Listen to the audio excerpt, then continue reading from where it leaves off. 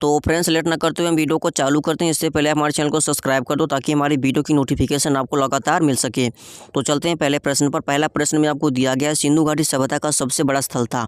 तो सिंधु घाटी सभ्यता का सबसे बड़ा स्थल आपका राखीगढ़ी था। क्या था? राखीगढ़ी आपका हो जाएगा पहला वाला सही। सिंधु घाटी सभ्यता का सबसे बड़ा स्थल राखीगढ़ी था, जो कि हरियाणा में स्थित है। कहाँ पर ही थे? जो कि हरियाणा में स्थित है। चलते हैं अगले प्रश्न पर। अगला प्रश्न में आपको दिया गया हड़प्पा के उत्खनन से क्या मिला था। तो हड़प्पा के उत्खनन से तांबे की इक्का गाड़ी और कांसे का दर्पण मिला था। आपका हो जाएगा पहला वाला सही। चलते हैं आगे।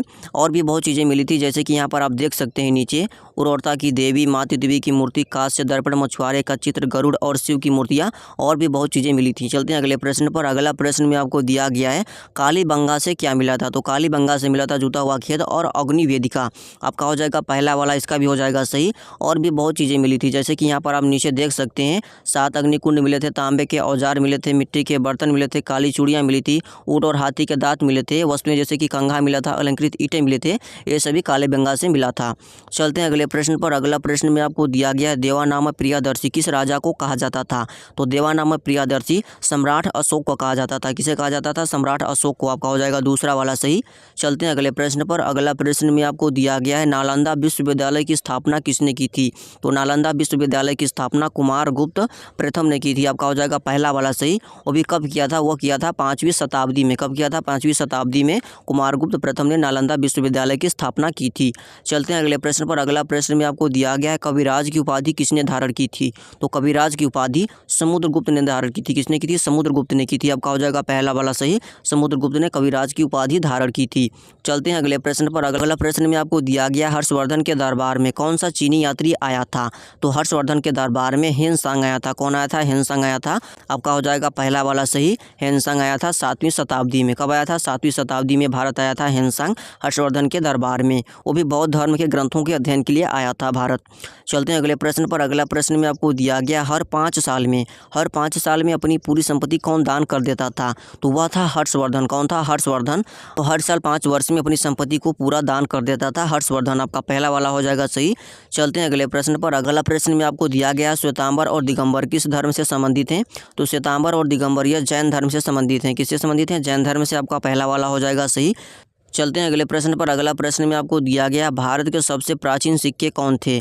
तो भारत के सबसे प्राचीन सिक्के आपके पंचमार्क के सिक्के थे। आपका हो जाएगा चौथा वाला सही। ये 6ठी शताब्दी के पूर्व के थे। कब के थे? 6ठी शताब्दी के पूर्व के थे। आपका हो जाएगा चौथा वाला सही। चलते हैं अगले प्रश्न पर। अगला प्रश्न में आपको दिया गया है सबसे पुरानी कृषि आधारित बस्ती थी। ये आप हमारे वीडियो में कमेंट करके इसका आंसर बताएं। चलते हैं हम अगले प्रश्न पर। अगला प्रश्न में आपको दिया गया है कालीबंगा कहाँ स्थित है। तो कालीबंगा आपका कहाँ पर है? ये आपका राजस्थान में है। कहाँ पर है? राजस्थान में कालीबंगा आपका स्थित है। कालीबंगा भारत के राजस्थान राज्य के हनुमानगढ़ जिले में स्थित है। कहाँ पर है? हनुमानगढ़ जिले में स्थित है। आपका हो जाएगा सही। तो चलते हैं अगले प्रश्न पर। अगला प्रश्न में आपको दिया गया 2.5 दिन का झोपड़ा कहाँ पर है। तो 2.5 दिन का झोपड़ा आपका अजमेर में है। कहाँ पर है? अजमेर में। आपका हो जाएगा पहला वाला सही। 2.5 दिन का झोपड़ा आपका अजमेर में है। यह राजस्थान राज्य के अजमेर शहर में स्थित है, जिसे 1199 ईस्वी में कुतुबुद्दीन ऐबक ने बनवाया था। चलते हैं अगले प्रश्न पर। अगला प्रश्न में आपको दिया गया है बुलंद दरवाज़ा कहाँ मौजूद है। तो बुलंद दरवाज़ा आपका फतेहपुर सीकरी में है। कहाँ पर है? फतेहपुर सीकरी में। आपका चौथा वाला हो जाएगा सही। बुलंद दरवाज़ा फतेहपुर सीकरी में है। उत्तर प्रदेश राज्य के ऐतिहासिक शहर फतेहपुर सीकरी में स्थित है। इसे मुगल सम्राट अकबर ने लगभग 1601-2 ईस्वी में गुजरात और दक्कन पर अपनी विजय की खुशी में बनवाया था। चलते हैं अगले प्रश्न पर। अगला प्रश्न में आपको दिया गया है हड़प्पावासी किस पर विश्वास करते थे। तो हड़प्पावासी जो थे वह प्रकृति पूजा पर विश्वास करते थे। आपका तीसरा वाला हो जाएगा सही। चलते हैं अगले प्रश्न पर। अगला प्रश्न में आपको दिया गया कपास की खेती सर्वप्रथम हुई थी। तो कपास की खेती सर्वप्रथम कहाँ पर हुई थी? वह हुई थी मेहरगढ़ में। कहाँ हुई थी? मेहरगढ़ में। आपका हो जाएगा पहला वाला सही। कपास की खेती सर्वप्रथम मेहरगढ़ में हुई थी।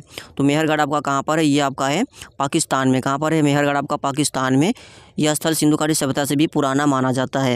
यानी मेहरगढ़ सिंधु घाटी सभ्यता से भी पुराना माना जाता है। चलते हैं अगले प्रश्न पर। अगला प्रश्न में आपको दिया गया है तो अगला प्रश्न में आपको दिया गया है मोहनजोदाड़ो कहाँ स्थित था। तो मोहनजोदाड़ो आपका पाकिस्तान में स्थित था।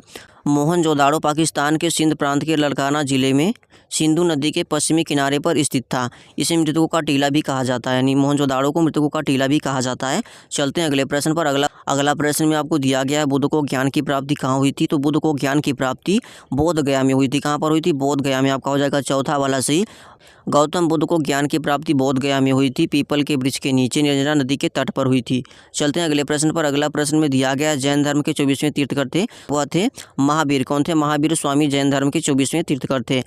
अगर बात करें प्रथम तीर्थकर की, तो प्रथम तीर्थकर ऋषभदेव थे। कौन थे? ऋषभदेव प्रथम तीर्थकर थे। और 23वें तीर्थकर पार्श्वनाथ थे। कौन थे? पार्श्वनाथ थे। चलते हैं अगले और आखिरी प्रश्न पर। आखिरी प्रश्न में आपको दिया गया है वेदों की संख्या है। तो वेदों की संख्या कितनी है आपकी? 4 है। कितनी है? 4 आपकी वेदों की संख्या है। आपका हो जाएगा पहला वाला सही। कौन कौन से वेद हैं आपके? हैं ऋग्वेद, यजुर्वेद, सामवेद और अथर्ववेद।